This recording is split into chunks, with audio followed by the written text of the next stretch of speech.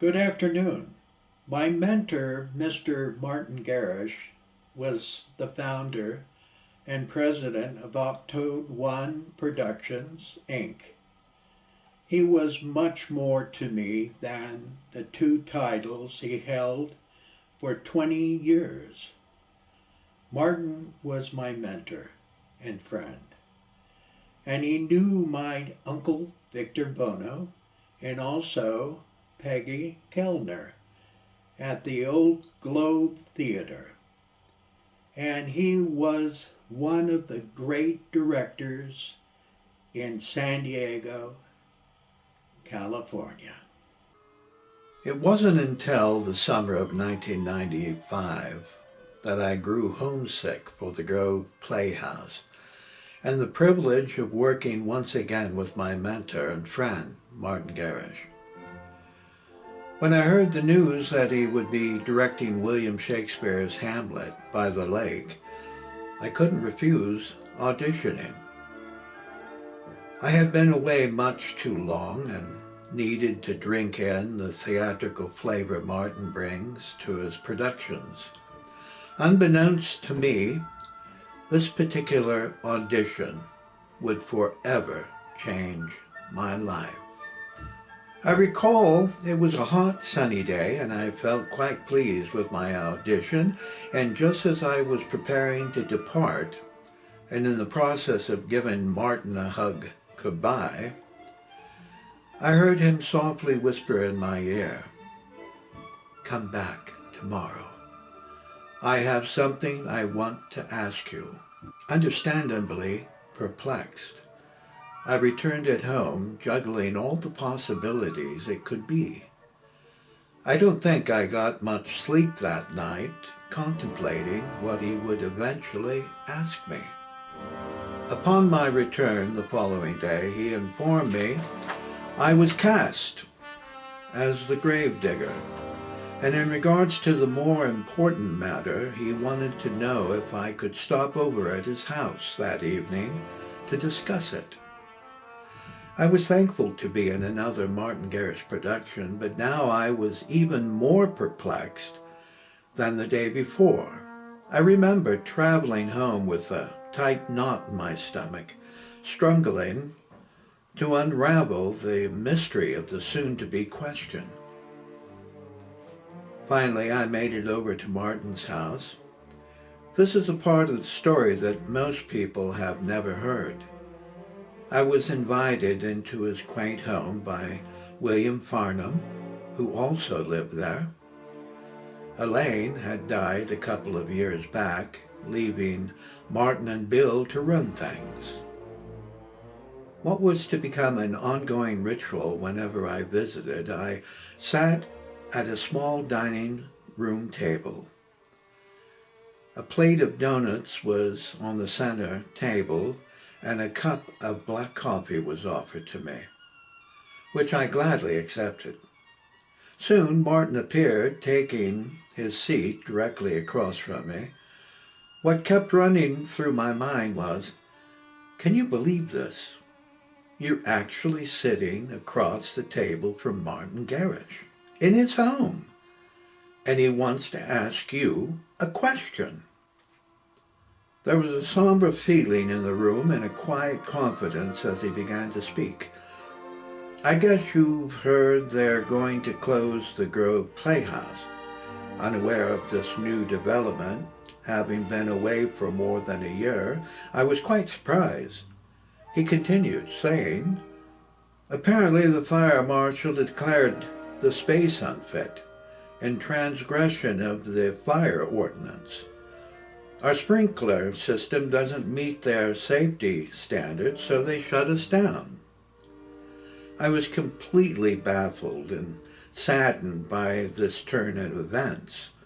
He quickly added, the board of the directors are wanting to vote on liquidating the theater company, but I have some other thoughts about it. The thoughts that were rapidly running through my mind, seeking an answer to where this was all heading, didn't prepare me for what I was about to hear next. I've asked you here to offer a proposal. Would you be willing to take over control of Octad-One Productions? The top of my head felt as if it was coming unscrewed, with my brain leaping and screaming around the room in disbelief in what my ears had just heard.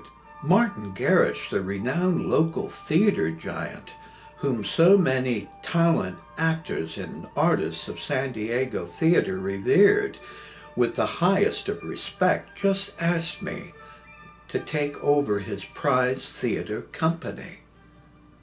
I was waiting for someone to step into the room and say, "Ah, just kidding." As I looked into his eyes, his expression didn't change. Weakly, and with a goony expression, I asked, "Why me?" "You're the one best suited for the job," I repeated more passionately. "But there's Donald Pugh, Trinip Kaplan, or Catherine Faulkner. What are they to think about me? I'm definitely no Martin Gerrish." "I chose you because you know a little about everything, from acting, directing, designing, and writing. You're the best qualified for the job, and don't worry about what the others think about you."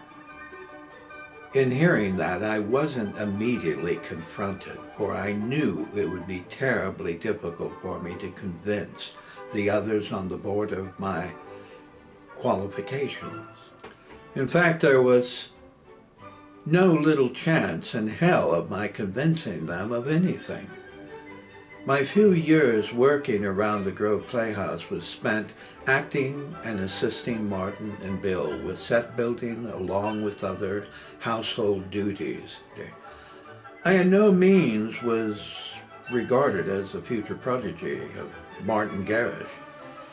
If a successor were to be chosen other than Bill Farnham, in most people's minds, it would have been Donald Pugh. Don is a very talented actor and director who first was introduced to Martin when attending the Grossmont College Drama Department, where Martin was the head instructor for over 20 years. He followed Gerrish into Octad-One Productions and was also instrumental as one of the key performers and directors at the Grove Playhouse. Compared to Pugh and the others, I was strictly considered as an artistic lightweight. With a completely sober response, I offered, "Do I have a little time to consider this?" Martin smiled, saying, "We have time. If you choose to do this, we'll need to acquire another theater venue. Let me know your answer and we'll go on from there." As I stood to leave, I couldn't get over the surrealism. In this brief yet reality-flipping moment, my entire overlook on my future shifted. A man whom I greatly admired had just bestowed a confidence in me that no other individual in my life had ever given. Upon my return home, I realized I was facing the most important creative decision in my life. I knew fully well if I agreed to his proposal, it would completely consume me and place me inside a fishbowl of harsh criticism from my peers. On the other hand, I realized my happiest moments were when I'm totally submerged within a production. If I accepted his offer, I'd then be constantly surrounded by a roulette wheel full of never-ending productions. With that simple logic, I knew this was the direction for me. I was now 44 years old, and it seemed timely that I should undertake such a challenging creative endeavor. So after another dining room conversation with donuts and coffee, I mustered up the courage, simply saying, yes.